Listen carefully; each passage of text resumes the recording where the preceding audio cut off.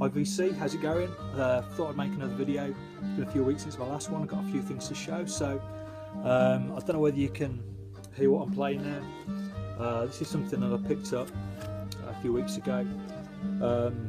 It's actually an Ethiopian jazz record. It's a reissue that came out, I think, of the 2013-2014. It's by Mulatu Astatke.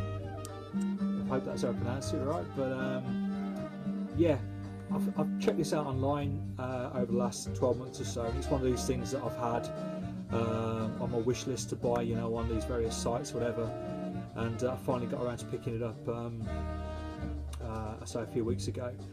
It's a lovely record. I'd recommend this to anyone. It's obviously very jazzy, but quite funky in places as well.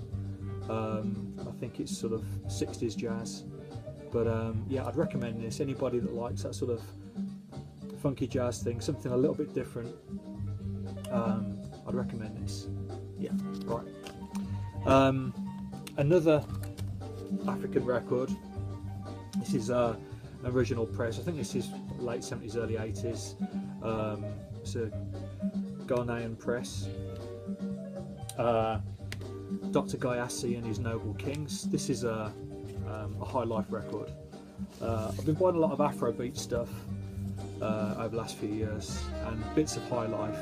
I love the that sort of high life guitar, you know, that beautiful melodic, quite chilled out sound really. And this is definitely a high life record.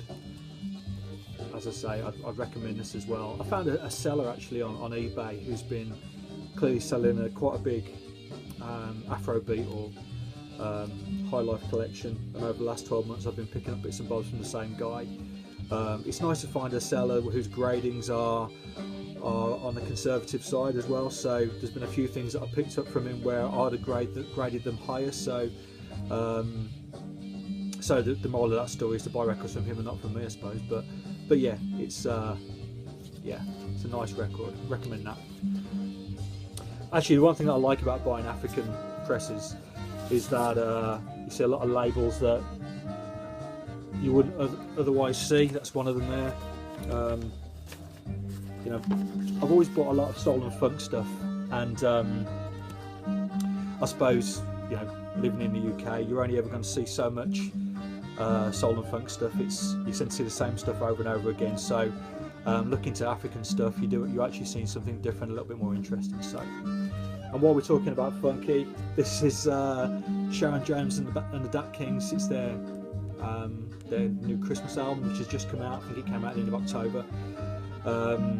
Anything on Dat Tony's worth picking up, whether it be the Charles Bradley albums or the Sharon Jones albums, and obviously they're a great live band as well. The Dat Kings are just a fantastic band. And if you're bored of hearing the same old Christmas songs, then I'd urge you to go and pick this up. This is a really nice record. I pre-ordered this actually from Rough Trade, purely because they had an exclusive.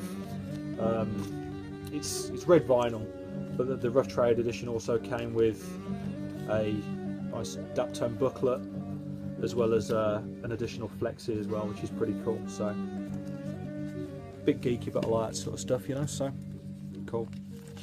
Right. There's a guy that where I work in a town centre, and every 6 to 8 weeks there's a guy that turns up in the building opposite me, and it's a pop-up you know, record dealer basically. He's there for one day, and just, you know, what you see is what you get. And sometimes you can be there and you might get lucky. I've had a few nice things from him over the last couple of years. He tends to just knock things out for either £3, a £5 or a £10, you know. So, you know, if you find something which is worth more than any of those figures, then great, you know. So it's pretty good. But I spoke to him earlier in the year, and he mentioned that he'd been putting some records away to sell at Christmas, basically, so that he has some nice stock for Christmas. So I knew when he was coming, so I was straight over there to see what we got. So I got a few Kinks albums. So this is the first one. This is, what's it called? Schoolboys in Disgrace, mid-70s, 1975, on the orange RCA Victor. That label always makes me think of Elvis or Bowie or something, you know. So, but I've never really looked to the sort of later period Kinks stuff. Actually, Muswell Hillbillies is, I think, from 71 or 72, and that's probably as late as I'd go previously. And I'm a big fan of that album. That's a lovely record. But this is 1975. I put it on. The first track on this record is fantastic, which is just called School Days. I must admit, straight away I had high hopes, but it went downhill pretty quickly. The second track is a Beach Boys pastiche, which is fucking awful. And unfortunately the rest of the record is pretty patchy, you know, so there's 2 or 3 great songs on there. It's obviously a bit of a concept record, terrible cover, but you know, I only paid a £5 for it. It's worth it for the good songs. There's a few really good tracks on here, but overall not a great album. One of the other Kinks records I bought is obviously the Lola album. This is actually my favourite Kinks album. I've had it on CD for years. It's got singles on it. It's got Lola, and it's got 8 Man on it. It's got plenty of just really quirky Kinks type tracks, you know, so stuff like Top of the Pops. The B-side to 8 Man Rats. That's another great tune. I don't think it's a bad song on this record actually. I like the sleeve as well. It's just an interesting album. As I say, I've owned it for years, so I was pleased to pick it up on vinyl. I paid a little bit for it. You know, obviously I certainly didn't pay the book price, but it's more than some of the other stuff. But no, I'm really pleased that I'm glad I got it on record at last. And finally, the other Kinks album I picked up at the same time is Soap Opera. I haven't played this yet. I wouldn't normally show a record that I haven't listened to. I don't see any point in showing a record that I know nothing about, because I can't really add anything to it. You're just looking at a sleeve otherwise, aren't you? So, but just showing it from the point of view that it was with the other Kinks stuff that I picked up. So yeah, looking forward to hear that one. I've never really been a prog rock fan. I like a lot of krautrock, obviously, from some of the stuff I've shown before. I like Italian prog, but UK prog, I think it's particularly the lyrics, that whole, I don't know, fairy tale, all that sort of stuff, all that sort of gubbins just does nothing for me. So I've never really been one for bands like Yes, or even the early Genesis stuff like that. I know a lot of the people that I watch on the VC like that sort of thing. I say it's never been my bag, but obviously Chris Squire was the bass player in Yes. I say I bought this from the same chap. The reason why I picked this up is because I'd heard a lot of good things about it on the VC. A few people whose videos that I watch regularly had mentioned it, so I thought, well, why not pick it up? It was a decent price, and I was pleasantly surprised. It's not that traditional UK prog thing. It actually feels a little bit more like, I think it's mid-70s, but I think the album feels later than it actually is, you know.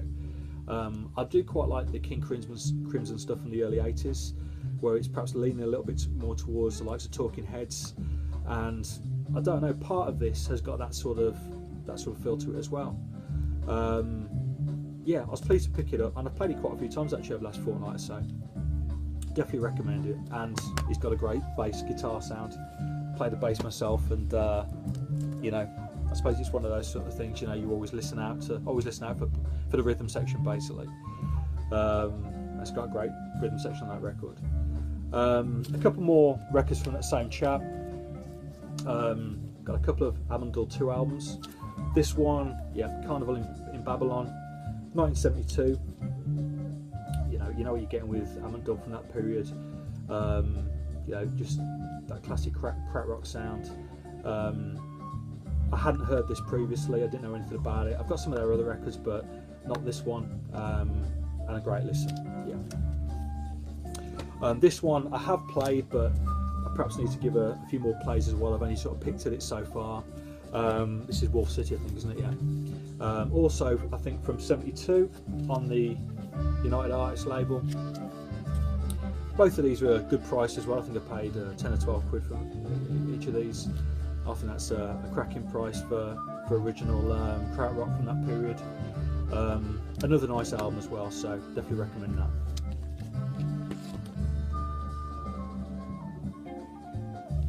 Right, one more. this is the Sadistic Mika band. I also bought this from the same guy as well. This was only a £5. I didn't know anything about it when I bought it. I just put it on the back of the cover. It's on the Green Harvest label. I won't get the record out, but it's obviously I think that's a label you can always pretty much rely on. I was quite surprised by this record actually. The first track is out and out funk. It perhaps feels like that early 80s angular funk that you might get from stuff like the pop group, that sort of thing. And then it goes from that into a little bit of a krautrock feel at times. And it's also got these random ballads on there as well, which weren't really to my taste, but the majority of the record is very good. I definitely recommend it. The vinyl wasn't in great shape when I bought it. It was in great shape, it was just very dirty, so I'll give it a clean. It sounds great now. But yeah, a really nice record. I've got a pile of other stuff. I'm going to keep this video quite short, so I'll perhaps make a separate video, sort of a part 2. But I hope you're all well, and I'll see you soon. Cheers.